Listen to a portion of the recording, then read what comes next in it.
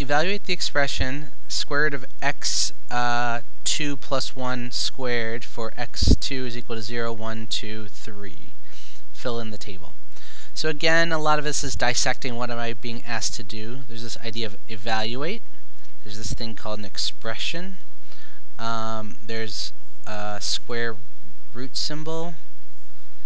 There's a squared. There's this x2. And then for this. So let's break this down. First question is, what is an expression? An expression, let's get an exact, or at least a working definition.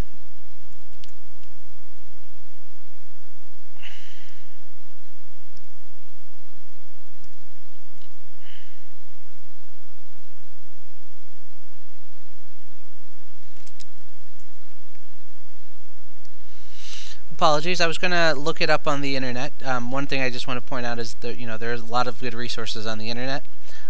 You need to make sure that, or at least question your source to make sure that the definition makes sense. But I guess one source tells me expressions, especially in terms of algebra, are generalizations of common arithmetic operations formed by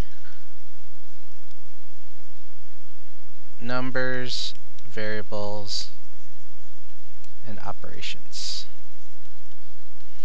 So, things glued together, numbers and variables glued together by operations.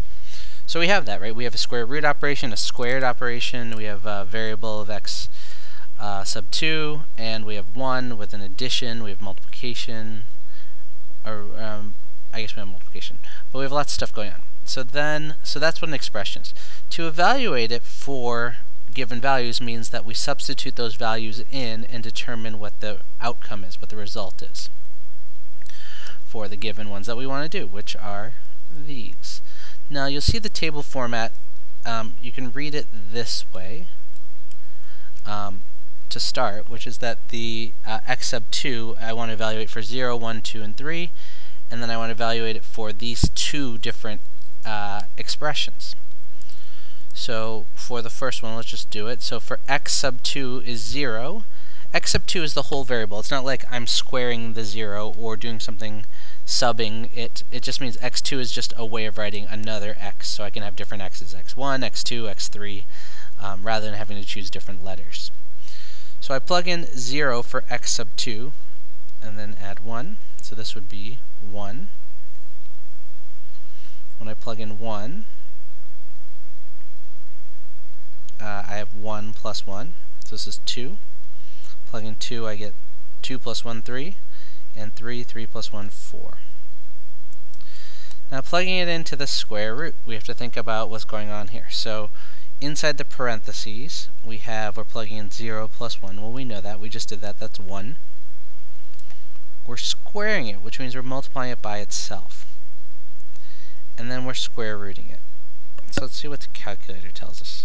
We'll get deeply into what these all mean soon enough. Let me just see if I can create a new.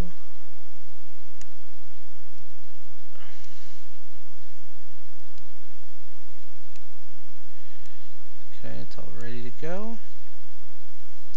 Alright, so we're going to plug this whole thing in to the calculator. So square root, which is second x squared, parentheses is already open, 0 plus 1 squared, which is that button where the square root was, right above the log button. So it tells me that is 1 as well. Now the nice thing in these graphing calculators is if you do second enter, it pulls the entry back, and you can just go back and change the number here. So this will be 1, and that's 2. Do it again, second enter, go back, change that, let's see, delete 2, insert a plus here, would be 3. And you can imagine, maybe you see the pattern here. 4. So it seems like these are the same thing. Well, maybe not. So we have a limited set of data. So it seems like for the data we have, it is the same thing. And some of this has to do with how squaring and square rooting have to relate to each other, right? Because the thing inside is exactly the same for the first expression and the second expression. So one of the questions to ask yourselves, how do squaring and square root relate? Well, if I took 4 and I squared it, I would get 16. But the square root of 16 is 4. 3 squared, 9. Square root of 9, 3. So you see the number that I started with is the number I end up with. And this is because squaring and square root are inverse operations. One undoes the other. They are inverse operations. And we're going to get into this a lot when it starts to come to, when we're solving equations. The other thing to think about is we have a limited data set here. Right? What if I said, well, what about for -3? Let's evaluate. So I'll create another table here. And what if this was -3? So for x sub 2 plus 1, -3 plus 1, -2. But for x2, for the second expression where I'm squaring and square rooting it, I get -3 plus 1, -2, squared is 4, square root is 2. So these are now different. One's negative, one's positive. So the other idea to think about here is squaring and square rooting ends up making it always positive. And we'll talk a lot about how this is just the absolute value of the expression. By squaring and square rooting, you're taking the absolute value of it.